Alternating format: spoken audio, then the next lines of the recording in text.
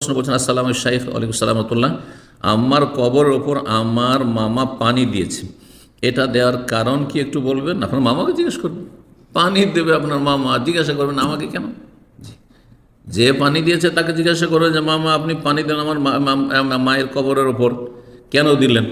তার নিয়ত নির্ভর করছে।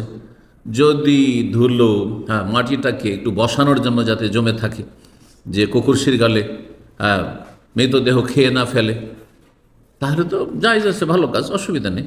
হ্যাঁ, মাইয়াতকে, মৃতদেহকে সুরক্ষিত করার জন্য যদি কোনো কিছু করা হয়, কাঁটা তারের বেড়া দিয়ে ঘেরা হইল, অথবা আপনার ওর উপরে আপনার মাটিটা যাতে উড়ে না যায় অথবা সরিয়ে না দিতে পারে সেজন্য শক্ত করার জন্য তার উপর পানি ঢালা হলো, তাহলে জায়েজ আছে।